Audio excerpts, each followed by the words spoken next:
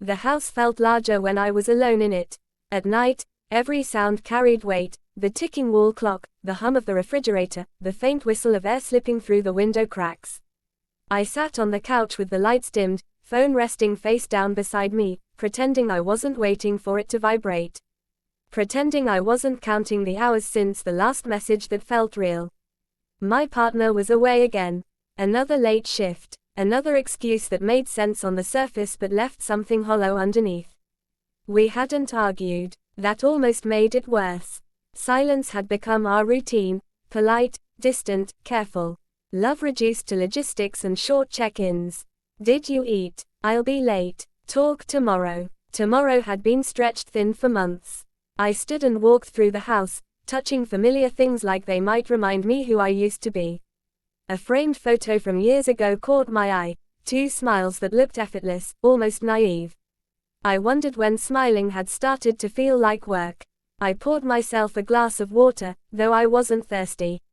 My reflection in the kitchen window startled me. I looked tired, not the kind sleep could fix, something deeper, quieter. Loneliness doesn't shout, it waits. That's when I heard it. A soft knock. I froze. No one ever came by this late. The knock came again, hesitant this time, as if the person on the other side wasn't sure they belonged there.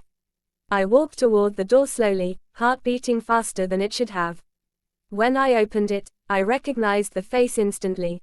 My neighbor. We'd exchanged polite nods before. Small talk by the mailbox. Nothing more. Yet seeing him there, standing under the dim porch light, felt strangely intimate, like a private moment I hadn't agreed to but couldn't step away from. I'm sorry, they said, voice low. Your door was slightly open earlier. I just wanted to make sure everything was okay. I glanced behind me. I must have forgotten to lock it. The realization sent a shiver through me, not fear, but something harder to name. Vulnerability, maybe. I'm fine, I replied, though the words felt automatic. Empty. They hesitated, eyes flicking past me into the quiet house. I didn't mean to intrude. You're not, I said, surprising myself. Then, after a pause, do you want to come in for a moment? The silence that followed was thick. This was the first choice of the night. A small one, harmless, I told myself. Just a conversation, just company. They stepped inside. The door closed behind us with a soft click, louder than it should have been. We stood there, not touching, not moving, aware of each other in a way that made the air feel warmer. I suddenly felt seen, not in a dramatic way, but gently, like someone had noticed the cracks I'd been trying to hide. As we moved toward the living room, a quiet thought surfaced, uninvited and dangerous. This night didn't start the way I expected. And something told me it wouldn't end that way either. We sat on opposite ends of the couch at first, leaving a careful space between us, like an unspoken agreement. The television stayed off. The quiet didn't feel awkward, just exposed. I could hear my own breathing, feel my pulse in my ears. So, long night? My neighbor asked gently. I nodded. They usually are. I hadn't planned to say more, but the words slipped out before I could stop them.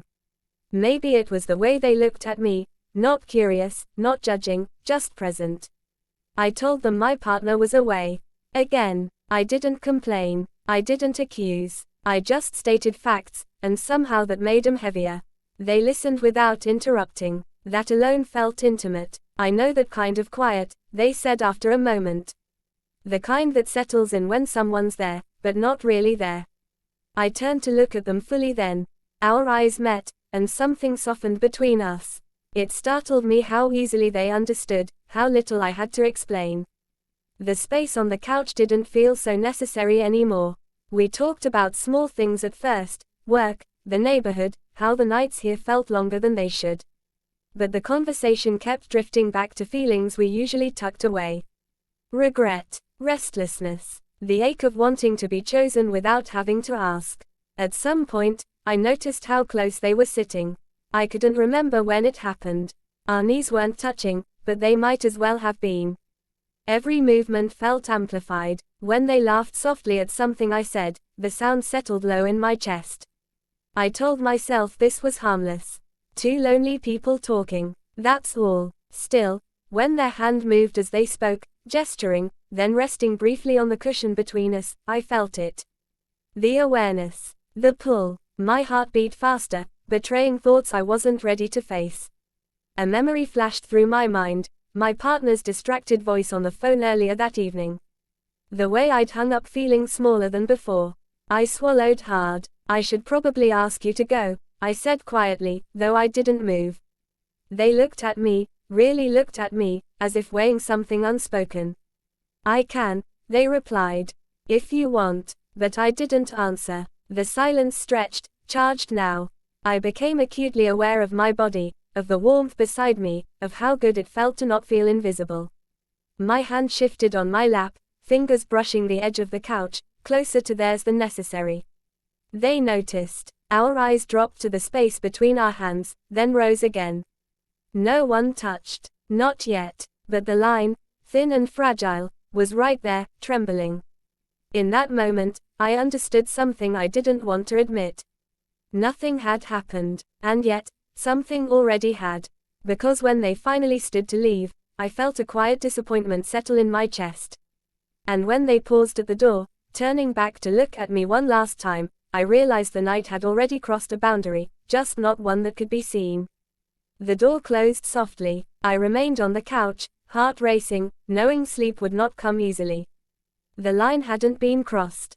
But it had been drawn. The hours after the door closed stretched endlessly, my mind replaying every look, every pause, every word that had lingered too long. I told myself it was over, that the moment had passed with the night. But the truth pressed in from every corner of the quiet house. I wasn't thinking about what almost happened. I was thinking about how alive I had felt. Morning came slowly, gray light slipping through the curtains. I made coffee I barely drank and stood by the window longer than necessary, watching the world wake up as if nothing had changed. My phone buzzed once, a short message from my partner. Ordinary, familiar, safe. And suddenly, that safety felt heavy. A soft knock broke the stillness. My breath caught before I even turned around. I knew who it would be. Some part of me had been waiting, pretending I wasn't. When I opened the door, my neighbors stood there again, daylight making everything feel more real, and more dangerous. I shouldn't have come, they said first.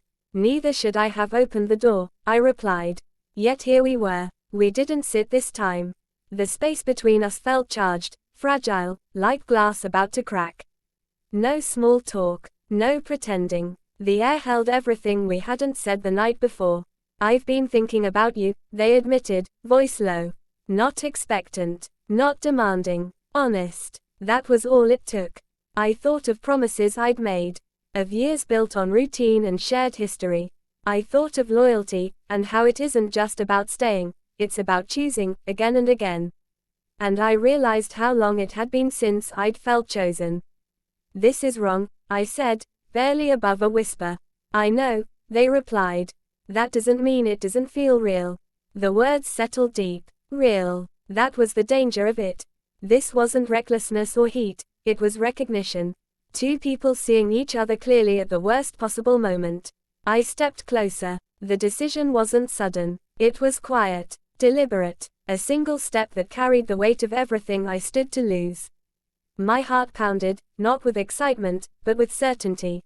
This was a choice, and I was making it with open eyes. The moment itself was gentle, hesitant, filled with pauses and second thoughts. Nothing rushed, nothing wild, just the undeniable shift from almost to now. I felt warmth, closeness, a fleeting sense of relief, followed almost immediately by guilt curling in my stomach. When it was over, the silence felt different than before. Heavier, permanent. They pulled back first. I don't want to be a mistake, they said. The words stung because I didn't have an answer. I wanted to say this meant something. I wanted to believe it changed something. But standing there, I realized the loneliness I'd been running from hadn't disappeared. It had just taken a new shape. They left quietly, without drama, without promises. I stood alone again, the house unchanged but unfamiliar, my reflection catching my eye once more. This time, I didn't look tired. I looked conflicted, and I knew, deep down, that whatever came next would never be simple again, the door clicked softly behind him, leaving a silence that felt heavier than the loudest noise. I sank onto the edge of the couch, my hands trembling slightly, unsure whether it was from exhilaration, guilt, or a confusing mix of both. The warmth he had brought with him lingered in the room, as if the shadows themselves had absorbed the memory of his presence. I tried to steady my breathing, but each inhale reminded me of what had happened. A million thoughts raced through my mind. Was this a fleeting mistake or the beginning of something dangerous? Every rational part of me screamed to push it away, to pretend it had never happened, yet another part, a part one didn't fully recognize, felt a strange satisfaction, a sense of being seen, of being desired. I stared at the empty hallway, imagining him leaning against the doorframe, that subtle smirk playing across his face as he left me like this, alone, but profoundly aware of what I had allowed. I couldn't stop replaying the moments in my head. The way his hand had brushed mine, accidental, or maybe deliberate, I still couldn't decide. The whisper of his voice in my ear, casual yet charged, made my heart ache even now. I felt both exhilarated and ashamed, as if I had crossed into a world I wasn't supposed to enter. My mind went to places I'd never let myself explore in daylight, and yet, there was a temptation that refused to release me. Guilt mingled with longing, a cocktail I couldn't swallow cleanly. I remembered my life before him, routine, predictable, lonely in subtle ways, and how suddenly, in one night, that loneliness had been replaced by an intoxicating, dangerous connection. Could I really ignore what had just happened? Or was this the start of a habit, a series of choices that could unravel everything I thought I knew about myself and the people around me? I glanced around the living room, noticing the small details, the untouched cup of tea, the dim light flickering across the empty chairs, the faint scent he had left behind. Each of these reminded me that he had been here, that I had let him in, not just into my home, but into a part of me I wasn't ready to share. And yet, a part of me wanted him to come back, wanted to feel that rush again, even knowing the dangers it carried. As the night stretched on, I lay down, staring at the ceiling, trapped between desire and conscience. I couldn't predict what tomorrow would bring, whether this moment would haunt me or tempt me into repeating it. The truth was simple and terrifying: nothing would feel the same again.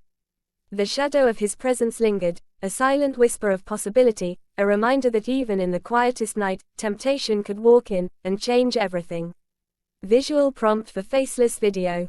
Empty, dimly lit living room, a single couch with a person sitting alone, hands clasped or covering the face, soft shadows from the half-open door, faint candlelight or muted lamps, a lingering sense of presence in the empty space. If you want, I can compile all 4 parts into a full 2,000-word story ready for narration, optimized for Faceless YouTube storytelling, with visual cues for each scene. This would make it ready to produce directly. Do you want me to do that next?